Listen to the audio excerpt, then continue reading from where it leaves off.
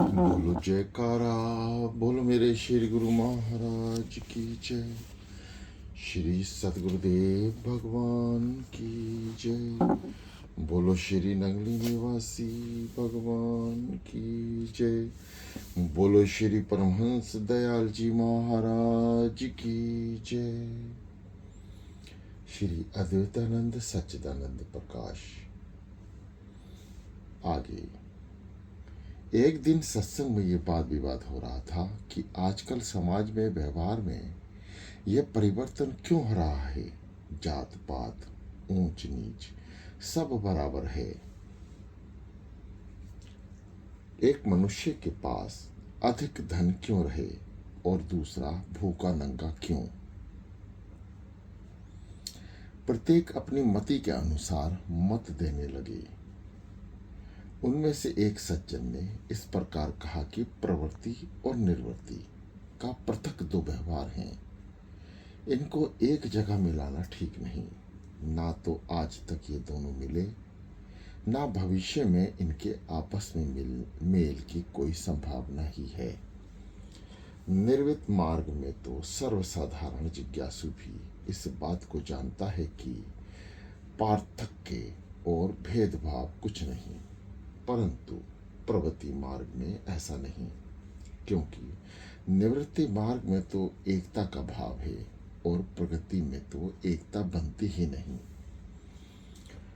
ऐसा करने से व्यवहार में अंतर आने का भय है। हाँ, महात्मा जनों की बात दूसरी है। वे दोनों पर अधिकार पा जाते हैं। निर्वृत्ति और प्रवृत्ति के भाव को भाली भांति प्रकार समझते हैं। निवृत्ति मार्ग का पूरा अनुभव हो जाने पर सर्वस्त्र एकता भासने लगती है। तब उसके तरंग व्यवहार में भी लहरें मारने लगती हैं। इस तरंग में कई बार जीवा पर वही भाव पैदा होता है और कह उठता है कि जात पात पूछे कोई, हर को भजे सो हर का होई।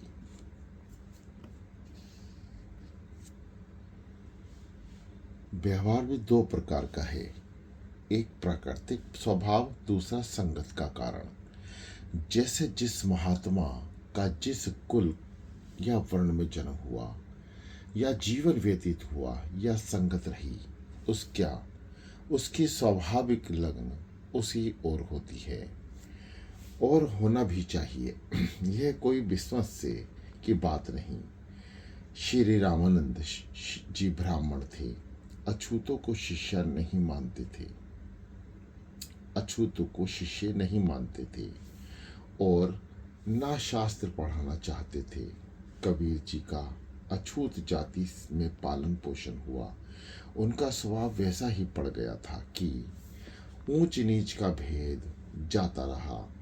वेदों के रचयिता श्री व्यास जी महाराज को भी देख लो। उनका जन्म मल्लाह की कन्या में हुआ था, मल्लाह की कन्या से हुआ था। इसलिए उन्होंने भी पुराण सूत जी को ये पढ़ाया। क्या उस समय भारत में उनके सिवाय कोई ब्राह्मण पढ़ने वाला न था। श्री बलभद्र जी क्षत्रिय थे। उन्हें सूत जी का इस प्रकार उभरना अच्छा न लगा। नेमि शरणम तीर्थ पर उसका विरोध करने पर तात्पर्य हो गए।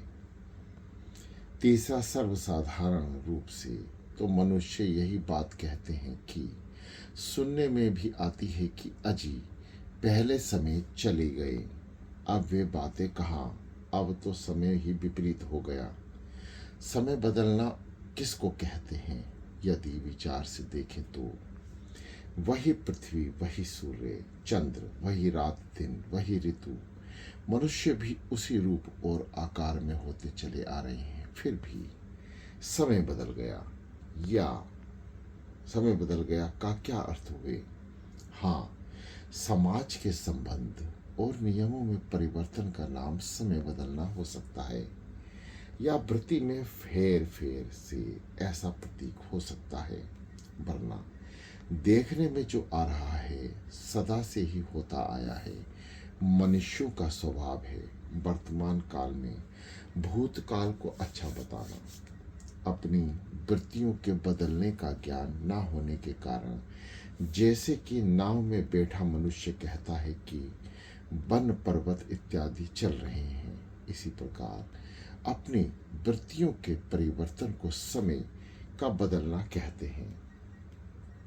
हाँ, उस संबंध का आधार यह है कि मनुष्य सुबुद्धि द्वारा पूर्ण आनंदमय जीवन की खोज करे, ताकि जीवन के लिए जो वस्तुएं आवश्यक हैं उनका विधिवत नियम से प्राप्त करना और प्राप्ति के पश्चात उसका सदुपयोग करना।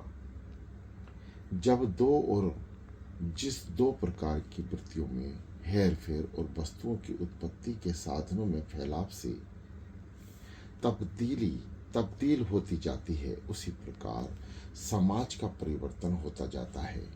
यह परिवर्तन चाहे रहन सहन में हो या धन सम्मान में हो, कभी कोई बड़ा, कभी कोई छोटा, कभी कोई धनी तो कभी कोई निर्धन, कभी पुरुषों का अधिकार और कभी स्त्रियों का प्रभाव, कभी ब्राह्मणों की प्रतिष्ठा और कभी शूद्र की उत्थान। इसका विशेष कारण यही है कि ज्ञान, विचार या सिद्धांत या क्रिया अर्थात व्यवहार में भेद मनुष्य के कथन के अनुसार ही उसका व्यवहार हो। क्रिया और सिद्धांत एक जैसे हों, ऐसा न होने से ही झगड़ा बढ़ता है। मनुष्य कहता कुछ है और करता कुछ, और चाहे उसका सिद्धांत अच्छा है परंतु क्रिया या व्यवहार उस सिद्धांत के विरुद्ध है तो दोष का कारण बन जाता है। खेती, कारखाना, फैक्ट्री सब जनता के लाभ के लिए होती है। सिद्धांत तो यह था, परंतु जैसे जमींदारों ने किसानों द्वारा उद्योग से शास्त्रों मन अन्न उत्पन्न किया, इसी प्रकार कारखाना फैक्ट्री के स्वामी ने कुलियों और मजदूरों की कोशिश से लाखों रुपए जमा कर दिए, परंतु उस धन या अन्न को जनता के लाभ में उपयोग में नहीं लाता, उसके सिद्धांत के विरुद्ध अपने निजी परिवार, पुत्रों के लाभ के अर्थ या संचय करता है। इसी प्रकार राजा द्वारा प्रजा से प्राप्त कर प्रजा की भलाई के अर्थ ही था, परंतु ऐसा नहीं होता। उसके विरुद्ध अपने सुख भोग आमोद प्रमोद से ही खर्च करता है। सम्मिलित कुटुंबों में भी यही नियम चालू है। जब कभी आपाधापी मची और झगड़ा खड़ा हुआ और नाना प्रकार के अधिकार प्राप्त करने और उसमें परिवर्तन की ध्वनि सुनी जाती है और अधिकारों की मांग प्रारंभ हो जाती है, जब तक ठीक ठाक भाग हुए तब तक चुपचाप सुविधा से कार्य चलता रहा, कोई कान तक नहीं पकड़ता, और जहाँ भी इसके विरुद्ध हुआ वहाँ यही परिवर्तन देखने में आया। उत्पन्न में हुई वस्तु का स्वार्थवश भाग समानता से ना किया। जैसे एक मनुष्य रेशम मखमल पहनता है, दूसरे को वस्त्र या टाट भी ओढ़ने बिछोने को नहीं मिलता, और परिश्रम भी सबसे अधिक उसे करना पड़ता है। एक घोड़े, हाथी, मोटर पर चढ़ता है, दूसरे को पैदल भी उस मार्ग से जाने का अधिकार नहीं। एक दिन तो 6-6 बार उत्तम मिठाई खाता है, दूसरे को दिन में एक बार चबाने को भी प्राप्त नहीं होता। मांगने से भी वस्तु नहीं मिलती, उल्टी गाली ही मिलती है। लोक भक्ति है कि जबरदस्त की भाई बाली, ये मांगे हिस्से वे देवे गाली। समाज के नियमों को चालू रखने का सबसे बड़ा सिद्धांत यही है कि नियमानुसार उत्पत्ति करना और उत्पन्न भाव की वस्तु को ठीक बंटवारा करना, और वह भी तभी होगा जब सिद्धांत और क्रिया एक जैसे ही हों। जो बात कही जावे या निश्चय की जाए तो उसके अनुसार ही क्रिया हो, बात समझ के अनुसार होती है। कुछ लोग तो कहते हैं कि बराबर, तो कुछ कहते हैं यथा योग्य। बराबर वालों की बात मानकर जितना चोंगा चिंटी को मिलता है, यदि उतना ही हाथी को दिया जाए तो हाथी का दो अंत हो गया। यदि यथा योग्य वालों की बात माने तो फिर वही बिल्लियों की रोटी बंदर बांट हो जाती है। हाँ, सामान्य अर्थ मानने से, आवश्यकता अनुसार बांटने से कार्य चल सकता है। वास्तविक वस्त्र, भोजन आदि आवश्यकता वस्तुएं हैं जिसमें स्वास्थ्य को कार्य करने के योग्य बनाया जा सकता है। जिसके पास जैसा कार्य है, उस कार्य और व्यवस्था के अनुसार स्वास्थ्य को ठीक रखने के लिए जो वस्तुएं उसे चाहिए वे मिलने उचित हैं। हर एक मनुष्य को जिस जिस कार्य के लिए उत्पन्न किया गया है उस पर तात्पर्य रहना चाहिए, क्योंकि श्रीमद् भागवत गीता अध्याय 4 श्लोक 13 में श्री भगवान का वचन है कि चारों वर्णों को मैंने उनकी प्रकृति, गुण और कर्मों के अनुसार बनाया है। उसने प्रकृति के अनुसार ही कार्यक्रम होंगे। अतः ईश्वरकृत भेद को तोड़ने और योजना ठीक वही हट करके जिस किसी ने किसी विरुद्ध किया उसका फल अच्छा न हुआ। संसार की कोई वस्तु उदाहरण के रूप में लो कि उसमें अच्छे बुरे के पृथक पृथक न रखो, सबको मिला दो। उस मेल से अच्छी वस्तु और मूल्य और महत्व भी घट जाता है। जिस जिस संप्रदाय में, सभा और समाज में वर्ण व्यवस्था के भेद को किसी कारणवश तोड़ा तो कुछ काल के पश्चात उस संप्रदाय और समाज का महत्व पूर्वतः न रहा। आगे एक रोज इरशाद हुआ कि जगत के भासने का सबसे अच्छा उदाहरण सिनेमा का खेल है। जिस प्रकार सिनेमा में संपूर्ण खेल 3 वस्तुओं के मेल में दिखलाई देता है।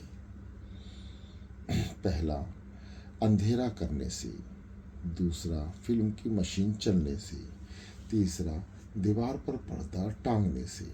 ठीक इसी प्रकार ये संसार है। इसमें भी 3 वस्तुएं हैं। पहला, मल रूपी अंधकार, दूसरा विपक्ष रूपी मशीन का चाल, तीसरा आवरण रूपी सफेद पर्दा। इसमें सबसे आवश्यक बात यह है कि प्रथम अंधेरा मिटे, प्रकाश हो। प्रकाश हो जाने पर भी यदि फिल्म की मशीन चलती रहे और पर्दा टंगा रहे तो भी खेल दिखाई नहीं दे सकता।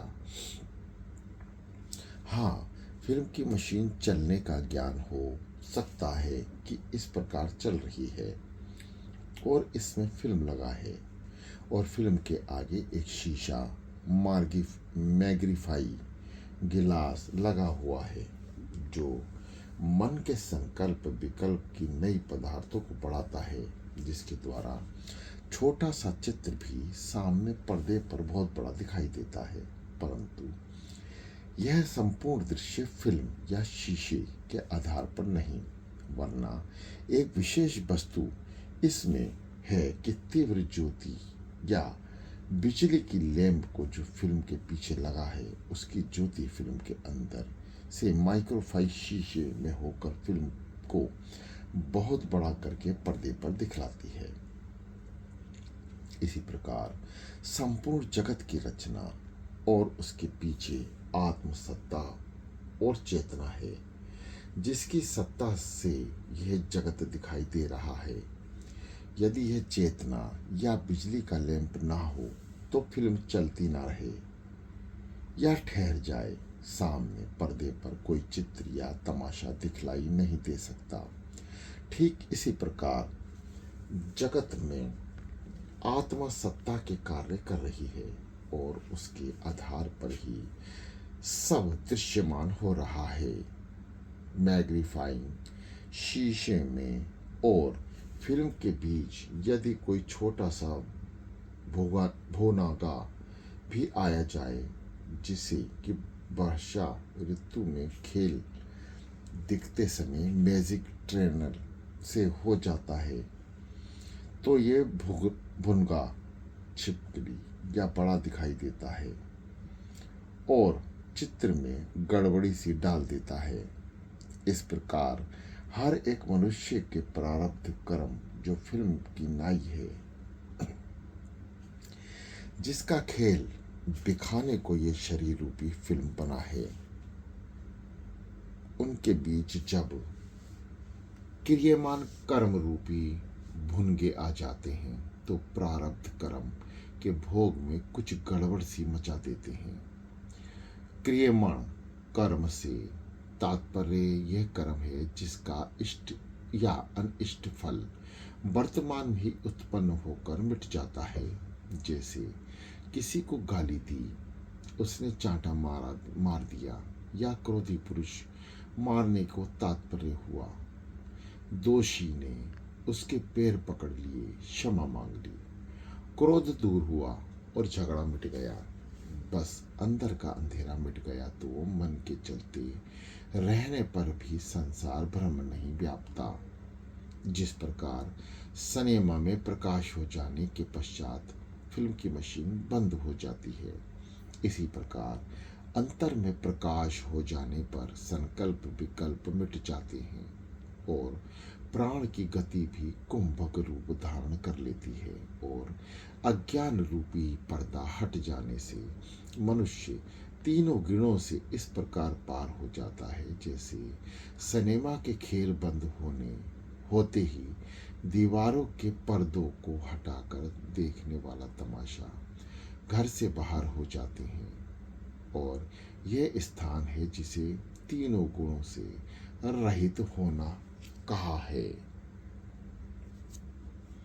आगे एक दिन टेरी में श्री महाराज जी ने फरमाया कि हम आगरे जाएंगे और यहाँ केवल बाई श्री प्रेमानंद जी ही ठहरेंगी।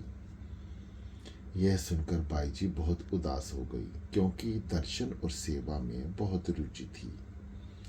उनका ये भाव समझकर फरमाया कि उदास मत हो, दर्शन होगा। टेरी में रहना तेरे लिए लाभदायक है। इस आज्ञा अनुसार वहीं ठहर गई, परंतु जिस आज्ञा की कुछ समझ ना आई कि टेरी में रहना लाभदायक होगा, ये बात तब खुली जब कि श्री महाराज जी टेरी में अंतर ध्यान हो गए और वहीं समाधि बनी और वह उत्तम स्थान मुख्य माना गया। समाधि की सेवा पूजा का अधिकार श्री प्रेमानंद जी को ही मिला। व्रति बहुत ही सरल है, नम्रता और सेवा भाव उसमें कूट कूट कर भरा हुआ है। सच कहा है, जिस घर में सेवा भाव है वह घर उत्तम जान। फलित पेड़ समनत्र है, भले भूल अभिमान। संशय भ्रम त्याग कर करे कहे गुरु को जो, गुरु प्रेमी को उसी समय मिले समाधि सो। आगे एक दिन सरस्वती बाई वस्त्र धोने के लिए टेरी में तोई नदी पर जाने लगी, तो श्री महाराज जी ने आज्ञा की कि वर्षा के दिन है, वस्त्र धोने मत जाओ। परंतु इस देवी का स्वभाव प्रारंभ से ही हठी था, वह ना मानी। आज्ञा ना होने पर भी कपड़े धोने चली गई। नदी पर पहुंचते ही बड़ी जोर से वर्षा आ गई। ऊपर से नदी का पानी वेग से आने के कारण वह वहीं रह गई। कुछ ओलों की बौछार भी आई। उस समय श्री महाराज जी, बाबा विशुद्धानंद जी और 2-3 मनुष्य को लेने के लिए भेजा। ओलों की चोट और सर्दी के कारण कांप रही थी। बड़ी मुश्किल से घर लाए। चाय और औषधि पिलाने से उसका कष्ट निवारण किया गया। यह तो दयालुता का कारण है, परंतु गुरु आज्ञा उल्लंघन करने से जो कष्ट होता है वह तो भोगने से ही कटता है। इसलिए सेवक को चाहिए कि भूल कर भी गुरु आज्ञा का उल्लंघन ना करे। आगे, एक रोज इरशाद हुआ कि 3 मनुष्य के साथ सदैव दया भाव से बर्ताव करना चाहिए। पहला, उस बुद्धिमान पर जिसकी बागडोर किसी मूर्ख के हाथ में हो। दूसरा, उस उदार चित्त वाले पर जो किसी कंजूस के हाथ हो। तीसरा, उस बलहीन पर जो किसी ऐश्वर्य धन से संपन्न के अधीन अर्थात दासत्व से हो। आगे, एक रोज इरशाद हुआ कि मन माया की ग्रंथि है। इसके सुलझने के लिए लाखों जप तप पूजा पाठ किए जाते हैं तो भी वे ग्रंथि नहीं छूटती। कारण कि जिसमें एक ओर से चिदाभास की प्रतिबिंब पड़ता है और दूसरी ओर से तत्वमाशा का चित्र सूक्ष्म रूप से खिंचता है, परंतु मन का स्नेह इंद्रियता और उसके विषयों के साथ ऐसा हो रहा जैसे गृहस्थियों को अपने परिवार के साथ होता है। इसलिए उसे तत्वमाशा के देखे बिना चैन नहीं पड़ता और वह अपनी शून्य अवस्था में ठहर नहीं सकता। जैसे कोई जंगली हिरन पकड़ लिया जाए तो वह जंगल की ओर रस्सी तोड़कर भागना चाहता है, ऐसे ही मन शून्य अवस्था में इंद्रियों और विषयों की ओर दौड़ता है और संकल्प द्वारा किसी न किसी विषय में लगा रहता है। स्वप्न अवस्था में भी जब उसको जगत के विषयों की प्रत्यक्ष दर्शन नहीं होता तो वह अपने मानाकाश में उसका सूक्ष्म चित्र रचता है और उसको स्मरण करता रहता है। मन का विषयों से संदेह मग्न रहने से विषयों का भाव उस सत्य प्रतीत होने लगता है और बारंबार विषयों का चिंतन करना उसका स्वभाव हो जाता है।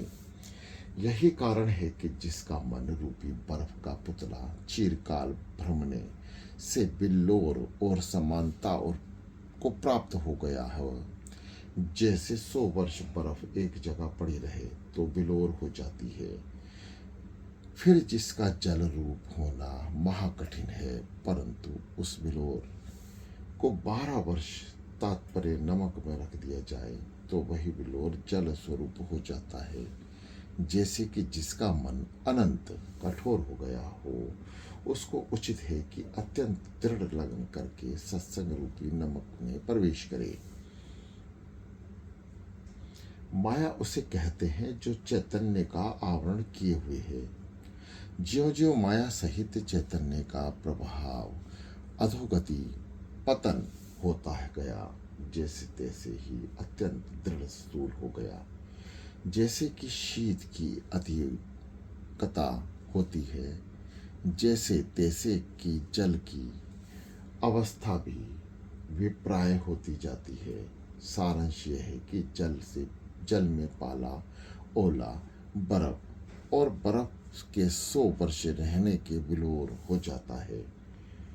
तैसे ही माया का भी अधोगति पतन होता गया और वह ग्रंथि अत्यंत दृढ़ होती गई कि चैतन्य को इस प्रकार लिपट कर आवरण किया कि जैसे शरीर में मेल लिपटा हो।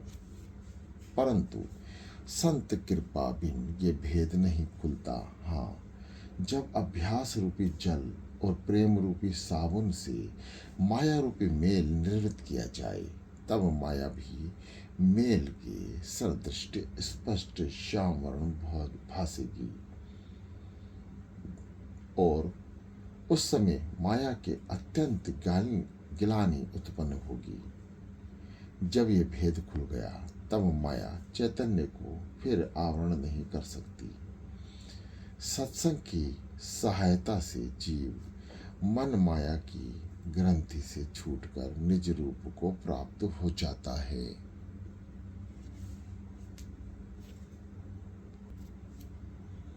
बोलो जयकारा, बोलो मेरे श्री गुरु महाराज की जय।